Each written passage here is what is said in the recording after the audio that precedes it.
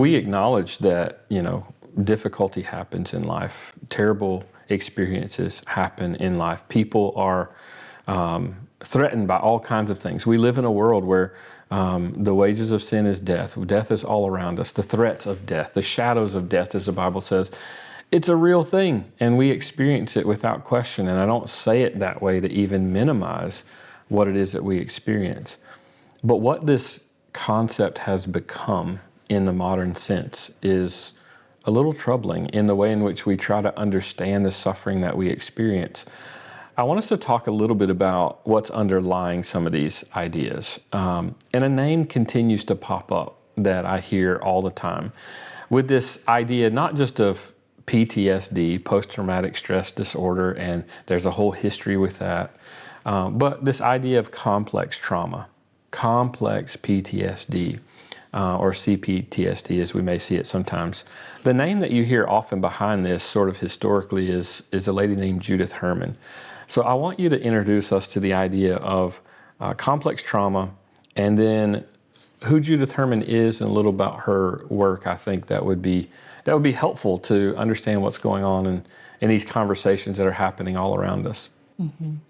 Yeah, so alongside Bessel van der Kolk, Judith Herman is another well-known figure in modern trauma research, and you can find their names and their books. So Herman's book, Trauma and Recovery, van der Kolk's book, Body Keeps a Score, you can find them referenced in almost every literature on trauma. Mm-hmm. So just a brief bio about Herman. She's a professor of psychiatry at Harvard in 1981, where her research focused on victims of child abuse, rape, domestic violence. So that's where she started out. And then in 1992, she published her magnum opus, Trauma and Recovery. So that's the popular book that came to now redefine the study of post-traumatic stress disorder with a particular focus on women survivors of sexual abuse and domestic violence. So she coined the diagnosis CPTSD, or complex post-traumatic stress disorder, and her definition of psychological trauma or complex trauma is this, where she says it's an affliction of the powerless, and that the study of psychological trauma is an inherently political enterprise because it gives attention to the experience of oppressed people. So it pertains to children, pertains to women, with an emphasis on sexual abuse. And now, even just as an aside, I want to point out that the APA Handbook of Trauma Psychology, the authors include Herman's work as a contribution from a feminist perspective. And they write, the construct of complex traumatic stress emerged from work done by feminist psychiatrists. She's a self-described feminist, Judith Herman and her colleagues, when they observed individuals who have been targets of repeated trauma exposure, especially during childhood, and occasionally with regards to extreme intimate partner violence in adulthood. And within the context of psychological trauma, Herman views systems of oppression, such as the patriarchy, racism, classism, anti-immigrant sentiment, and you can add all your isms and so on, that they themselves are traumatic, rendering people vulnerable to other specific trauma experience.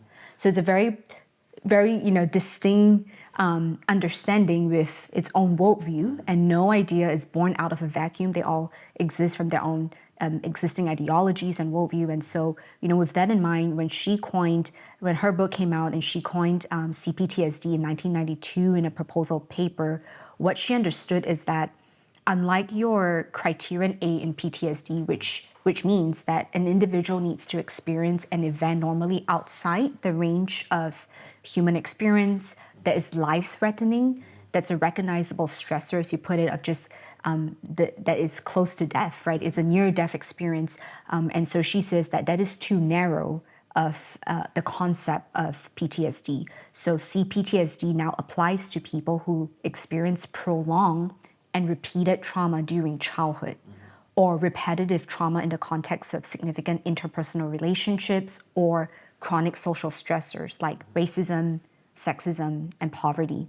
And then with the symptoms of CPTSD, as she would put it, In addition to the core symptoms of PTSD, she added 3 additional symptoms I think are worth pointing out. First, the problems in affect regulation.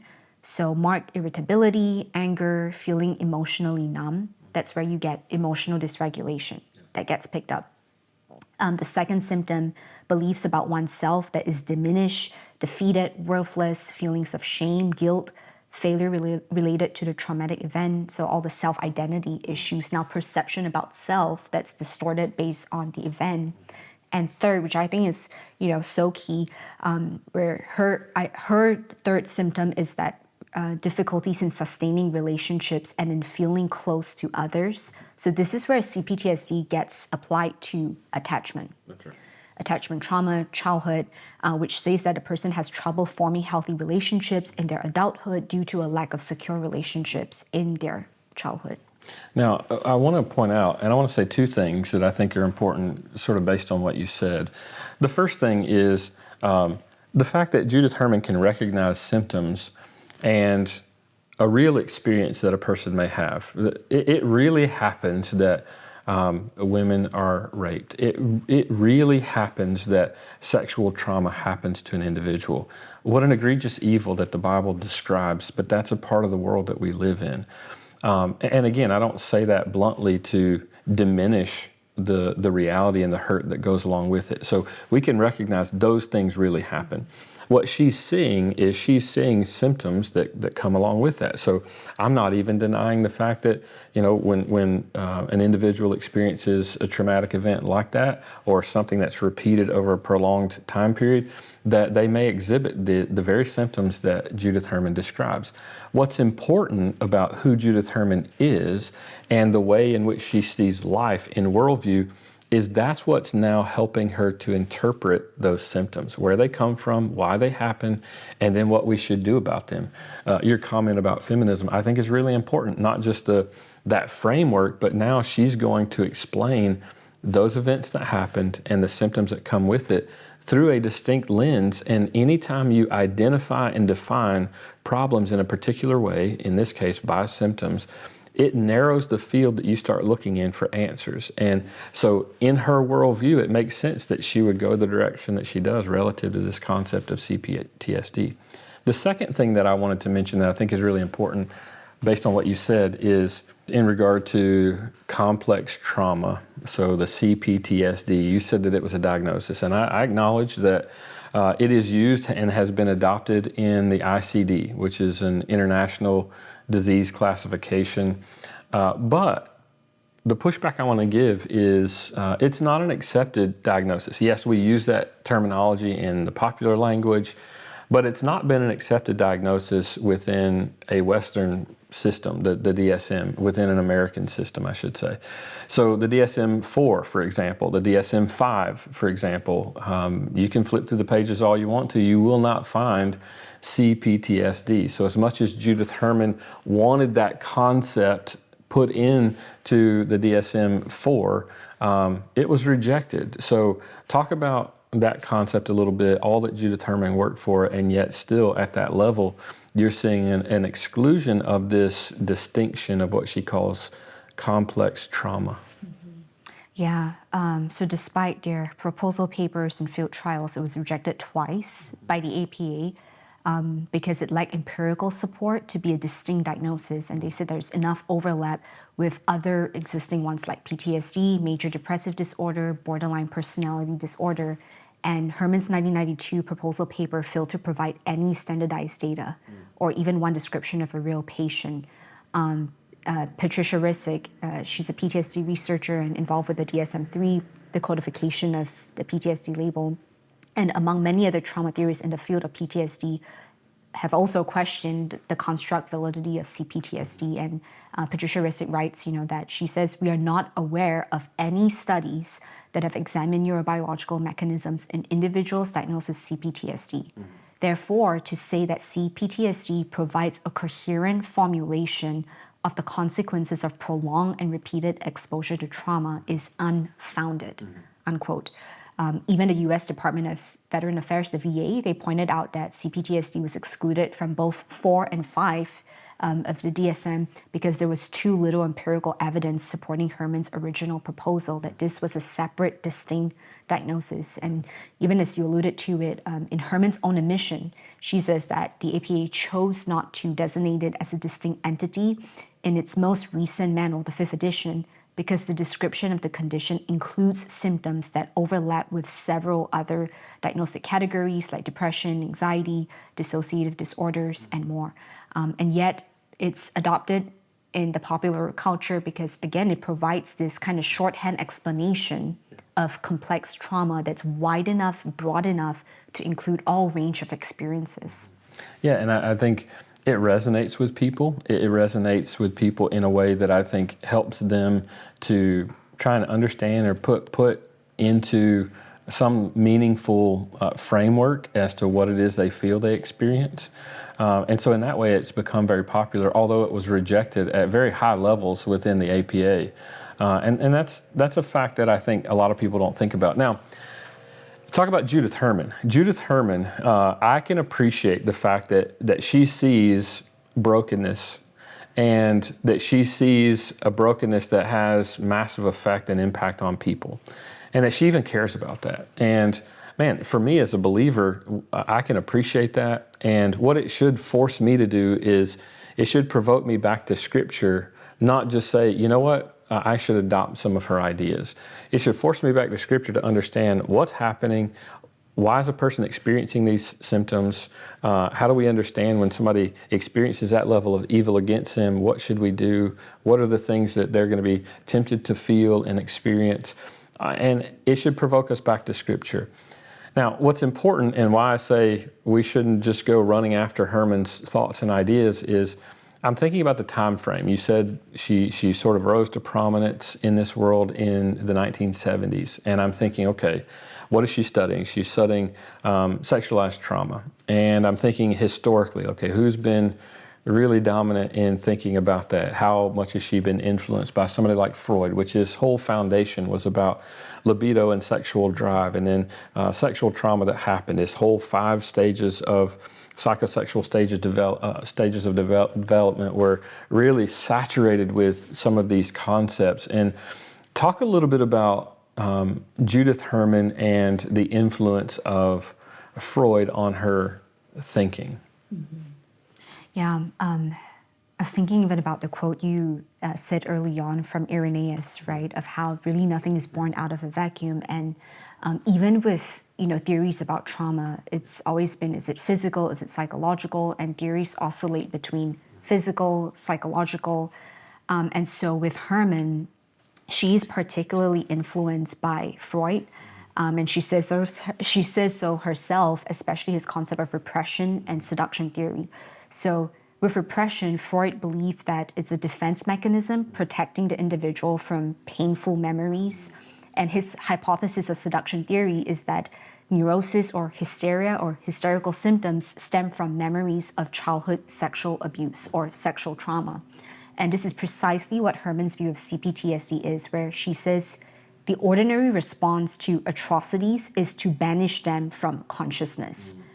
And the atrocities here refer to violence done in the context of sexual abuse or sexual trauma. And so, according to Freud, at the bottom of every hysterical symptom or presentation, where he says that there are one or more occurrences of premature sexual experience, occurrences which belong to the earliest years of childhood, which can be reproduced through the work of psychoanalysis in spite of intervening decades. And Herman comments on the influence of Freud in this way that, she says, a century later, Freud's paper still rivals contemporary clinical descriptions of the effects of childhood sexual abuse. It is a brilliant, compassionate, eloquently argued, closely reasoned document. And she draws inspiration from Freud's theories of transference. So she talks about traumatic countertransference, meaning when you hear about a patient's traumatic experience, it may trigger repressed memory within the therapist's unconscious, leading to the onset of CPTSD for the therapist, or also known as vicarious traumatization or secondary traumatization. So that stems from the idea of countertransference. And repression, which is a key concept of Freudian psychoanalytic, now is understood as a defense mechanism to block unwanted thoughts, memories, as they pertain to sexual abuse. Now, I think it's just so interesting because Freud later disavowed his own seduction theory and claimed that the symptoms came not from repressed memories, but sexual fantasies, which means they're not real, they're fantasy. And yet Herman still insists that Freud was right the first time and continues to propagate his ideas. Yeah, even though he disavowed that, which I think is such a interesting and important point that she continues to move forward with that. And we know the story about repressed memories, what happened in the late 70s, 80s, especially within the legal system, debunking the idea and the concept of repressed memories. And Judith Herman was a colleague of van der Kolk, and van der Kolk is more of the popularized version today. A lot of people, unless you study trauma, may have never heard of Herman, but a lot of similarities there. So I want to continue talking about her. You know, if you have a theory about something like trauma or CPTSD, not only do you have this theory about what someone is experiencing, you also give, solutions to it. And she sort of gives a recovery model. I want you to describe a little bit about her recovery model, some of the elements of it, and I think it will help people to sort of understand or know when they read about modern trauma theory and some of the recovery ideas, they'll hear some of it rooted in somebody like Herman. So give us some of the concepts of her model of recovery. Mm-hmm. Yeah, it's interesting because on one hand, her definition of psychological trauma is rooted in this system of oppression that goes all the way back, and yet the model now is supposedly very simple, that anyone can adopt in 3 stages, or she calls it tripartite recovery model. So the 3 stages are: the first, safety, establishment of safety. The second is to remember and reconstruct a verbal narrative of the traumatic event, so they call it remembrance. And then the third stage is reconnection and empowerment. Now, the first stage, what she means by safety is more than just physical safety. That goes back to feeling safe. That is subjective based on the therapist, based on the client. And then the second stage of now remembering and reconstructing this narrative, where she says that it's not just recounting the narrative of the event, but the emotions, what you felt at that point in time. As you rehearse it continually, it will now have a therapeutic effect. And then the third stage in terms of empowerment and reconnecting the individual to the community. And she says, according to Herman, this simple statement, "I know I have myself," could stand as the emblem of the third and final stage of recovery. The survivor no longer feels possessed by her traumatic past, but she is now in possession of herself. She must develop a new self, unquote. So, in other words, even just what that statement is really self-actualization in the final stage of her recovery model. Her 3 stages are also reflected in the principles of trauma-informed care. So according to SAMHSA, the Substance Abuse and Mental Health Services Administration, the Trauma-Informed Care and Behavioral Health Services Protocol, where they say, quote, beyond identifying trauma and trauma-related symptoms, the initial objective of trauma-informed care is establishing safety. Another key objective is to prevent re-traumatization. Borrowing from Herman's conceptualization of trauma recovery, safety is the first goal of treatment. So here again, Herman's idea is that, is to give the survivor a sense of power, control over his or her own life as a way to overcome this systematic, repetitive infliction of psychological trauma, to now, as she says, to develop your own self. And autonomy, empowerment now become watchwords for her model. I think it's just so startling that, she also acknowledges that the 3 stages of recovery are abstract. She says should not be taken too literally, calling them a convenient fiction. Because both patient and therapist, she says, while they wish to have a magic transformation, a purging of the evil of trauma, there is no single efficacious magic bullet for the traumatic syndromes. Now, that's really important because in our modern sense, we think about trauma in the language of neuroscience. And we sort of put Judith Herman in this sort of building block leading to where we are today in trauma. And yet what she's acknowledging is the abstract nature of her recovery. And that tells us something, that if she's approaching recovery to CPTSD in her philosophy, it's not rooted biologically. She acknowledges that the body is doing something, but it's not rooted biologically. It's rooted in some sort of abstract where the therapeutic principles are built based on some sort of abstract understanding and idea. And this concept of building up of the self, which we see the humanistic influence there, I think that's astounding, honestly, because you can often tell what people think are broken by how they try to fix it. And what she's trying to do is to build this concept of safety, to now reorient a person in a certain way, and then reconnect them back to communal aspects, which is not really biological in and of itself at all. One of the ways in which Herman's concepts came to prominence, there were several, but one of the ways is through something that a lot of people have heard of today. It's become popular. It's used sometimes as a screening tool, which is unfortunate. That's not the way it was intended to be used. But this thing called ACEs. And some people are like, oh, we're playing cards, we're throwing cards down an ACE. That's not what we're talking about. What we're talking about is adverse childhood experiences. So talk a little bit about that concept, the inventory or the tool that's often used, what it was used for initially, not as a screening tool, but as something just to measure socially. So help us to understand the application of ACEs, adverse childhood experiences. Yeah, I think why CPTSD has a lot of traction with that is its emphasis on childhood, emphasis on interpersonal relationships, and a biopsychosocial model.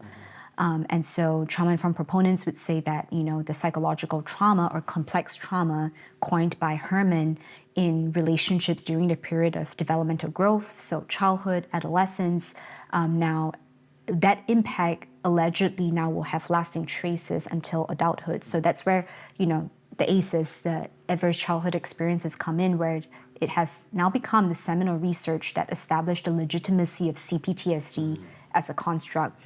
So ACEs, now becomes this diagnostic tool, what they would call to uncover hidden trauma that you may not know until you look at this list of questions and start figuring out what's in your past that was repressed, that was blocked out of consciousness.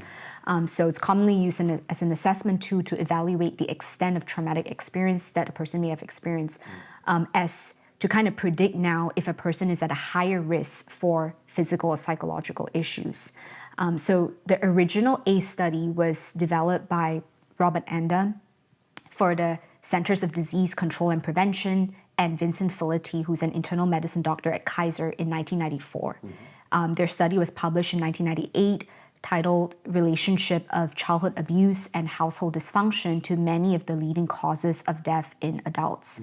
So Kaiser Permanente, they conducted the study from 1995 to 1997, and it's a population study, meaning they looked at over 17,000 members from SoCal who received standardized medical examinations. They completed surveys regarding their childhood experiences and then list out their current health status and behaviors. In that original study, they divided the ACE scores into 7 categories of childhood exposures to abuse and household dysfunction, such as psychological, physical, sexual abuse, violence against mother, living with household members who are substance abusers, mentally ill or suicidal, or in prison. And then what they did was they wanted to test for what they call dose-response relationship to health problems, meaning how is increasing the level of exposure associated with an increasing or decreasing risk of an outcome. Now, even here, it's association, not causation. And so the authors would enter the number of childhood exposure as a single ordinal variable and the point that you would get for each category of adverse experience. And then what they found was that the higher ACE scores were correlated with greater incidence of 10 leading causes of death in the United States. So things like heart disease, lung disease, depression, substance abuse, and so on. And even here, correlation is key, not causation. Yeah, and so recognizing that the study has been used, but now the study has been used as a community-wide screening tool. In fact, in recent years, one of the co-authors, Robert Anda, he himself is cautioning against over-application of the study. And he says that the study was initially designed as a relatively crude measure for populations. So according to him, he said the ACE questionnaire was designed to research, not screen, the relationship between childhood adversities and health and social outcomes. And he is very explicit where he says the ACE score is not a diagnostic tool. It is not an appropriate screening tool. It is not a predictor of risk at the individual level, because again, it was a population study, not individual prediction. And so he says that, popularizing the ACE score as now this test creates false standards, and in fact can compromise client and provider safety that would need to be unlearned and undone, and leading to many policy and legislation that assumes the ACE screening is appropriate when it was not. That's really helpful, because I'll finish our conversation by making that connection. Is the scientific validity, one of the primary things that people point to often is ACEs to uphold this concept from Judith Herman, complex PTSD. And even what the authors of ACEs inventory would tell us is it's not intended to be a predictive tool. It's not intended to be a screening tool. It's not intended to give some sort of assessment on an individual level. It was utilized for something different, for population, to demonstrate is there some sort of connectivity between exposure in childhood experiences to what people eventually die from. Now, not giving, again, as you said, a one-to-one cause, but is there a correlation between this exposure?